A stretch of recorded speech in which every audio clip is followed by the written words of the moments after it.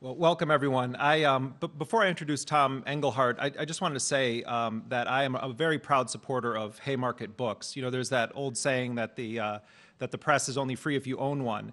And when Haymarket was created, it really was like the people had a press to do stories, to tell stories, and to produce books that had a social justice focus, that were not interested in a trickle-down telling of history, but a rising up telling of history. And I think it's very fitting that someone like Tom Engelhardt would be publishing with Haymarket Books, because it really is a match made in rebellion. You know, for years, I actually thought Tom Engelhardt's name was Tom Dispatch, because I subscribed to this wonderful newsletter that was covering the issues of the day, but covering them in a way that was totally anathema to the way that corporate media functions in the society. Getting in depth, tapping experts, highlighting whistleblowers, analyzing U.S. policy without regard to partisan considerations.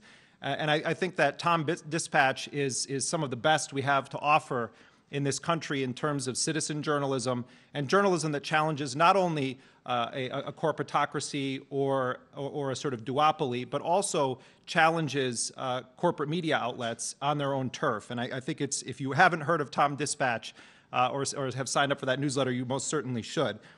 But of course, his name is not Tom Dispatch. His name is Tom Engelhardt. And the book that we're here to celebrate tonight is The United States of Fear. I had the honor of helping Tom launch his last book, The American Way of War. And I generally don't like it when authors read from their books. I would rather just hear them talk. I was so just taken with the passion of Tom Engelhardt when he was reading from his last book. I'm very excited to hear him read a couple of excerpts from his current book. Beyond being a great writer, Tom is an incredible editor. And he's edited books that probably many of you in this room have read through the American Empire series at Metropolitan Books. He's edited Noam Chomsky, Chalmers Johnson, Andrew Bacevich, some of the leading dissident minds in the United States. If we lived in a more sane reality, the mind of Tom Engelhardt would be tapped by the national security apparatus to actually help analyze what U.S. policy should be around the world. And let's be clear about this. We live in a very dark moment in history where the United States is simultaneously waging covert wars, overt wars, air wars, drone wars, economic wars on multiple continents and in scores of countries around the world. The U.S. announced, and there was much fanfare about the end of the Iraq War, and yet we see Iraq descending further and further into chaos, and the United States has this massive embassy there and is actually increasing the number of private contractors that are going to be operating in Iraq as the official U.S. military withdraws.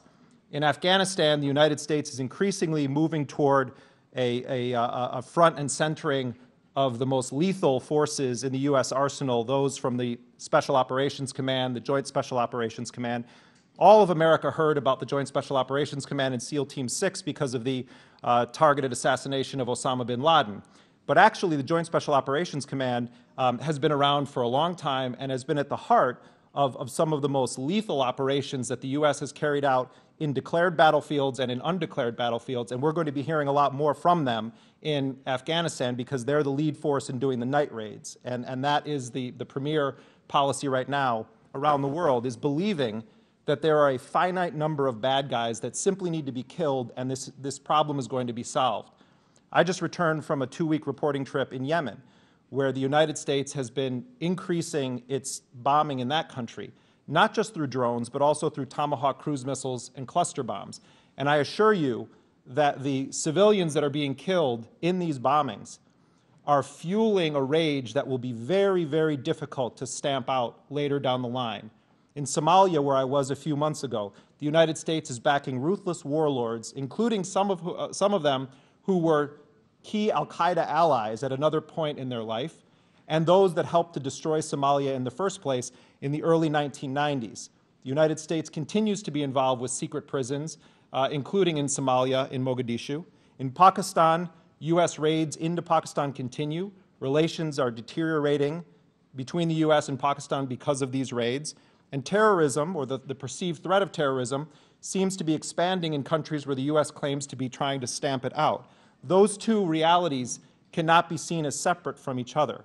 We have to come to grips with the possibility, I would say the reality, that U.S. policy is actually fueling terrorism, but also giving people a justifiable reason to be angry at the United States. And in all of the countries I've been traveling to in the past 2 years, I've seen that in a very, very clear way.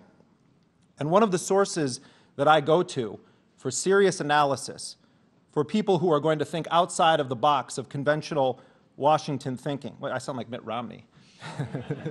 But outside of the box of convention, I am definitely not a Washington insider.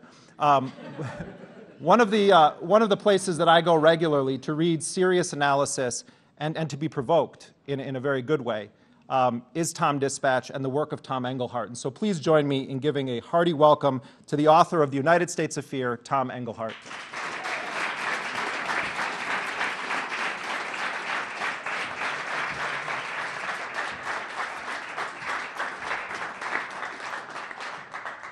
Well, Jeremy's kind of a stand-up guy, and I'm kind of a stand-down guy. I'm an editor, and it's rare in my life that I'm in front of any group of people like this, so I'm a little relieved that I have something to read before we get to spontaneity.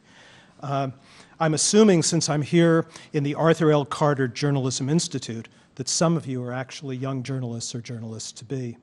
And of course, I'm about to have a conversation with an investigative journalist who gets out there on the ground in the hairiest of places and regularly comes back with the goods. I'm impressed. I'm always impressed with great reporters. I've been a news jockey since I was a kid, and while I spend time endlessly online, I still read my hometown paper daily or nightly in print. I love the generosity of journalists, by which I mean their willingness to go places I wouldn't or couldn't go, and bring back experiences and worlds I would otherwise have no way of entering. And when I speak about reportorial generosity, for the best of journalists anyway, I'm also referring to their skill in entering the world I live in every day and wresting from it stories I hadn't even imagined were there. In my life, I've known journalists as a book editor, and now as the guy who does the website, tomdispatch.com. I've published their work, and for years, I taught journalism graduate students every spring at the University of California, Berkeley. For a few years in my life, long ago, I even worked at a small West Coast news service. But just to be clear, these days, when someone refers to me as a journalist, I always deny it.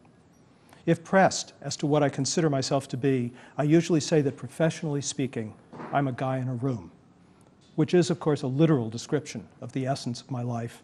And by the way, I don't mean it as a put-down. I say it with some pride. I mean, if you think about it, Jon Stewart is also just a guy in a room. Admittedly, he's got one heck of a room, and he's an awful lot funnier than I am, but still. The fact is, in our world, which is often remarkably stifling when it comes to thinking about writing, about our politics, about the national security state, about what used to be called foreign policy, but is now more accurately thought of as global military policy, we definitely need some guys in rooms, even when, as with me, the rooms are very, very small. We need people willing to try to step back, ready to try to make their way out of the mass of trees and actually take in the woods we're largely lost in. My book, The United States of Fear, is really what one guy in such a room could produce in a year of reading, writing, talking, and doing my best to consider our American world and the absurdities in it that are accepted as ordinary reality. As those of you who read Tom Dispatch know, I write long myself, and I like to run long framework-style pieces at the site, by others, that is, despite what everyone thinks about brevity, attention spans, and the internet. Before Jeremy and I talk, I'm going to read you two pieces from the book, both, however, on the shorter side. The first, as you'll see, is really my thoughts about guys and rooms. I wrote it back in March 2010, well before our military was out of Iraq, and just after the Supreme Court issued its Citizens United decision, but before it was utterly clear that the floodgates had been opened so wide that what might be called the politics of the rich in America would soon become simply American politics. I called it, On Being a Critic, All the World's a Stage for Us. In March 2010, I wrote about a group of pundits and warrior journalists eager not to see the U.S. military leave Iraq. That piece appeared on the op-ed page of the Los Angeles Times and in a longer version at tomdispatch.com, and then began wandering the media world. One of its stops curiously enough, was the military newspaper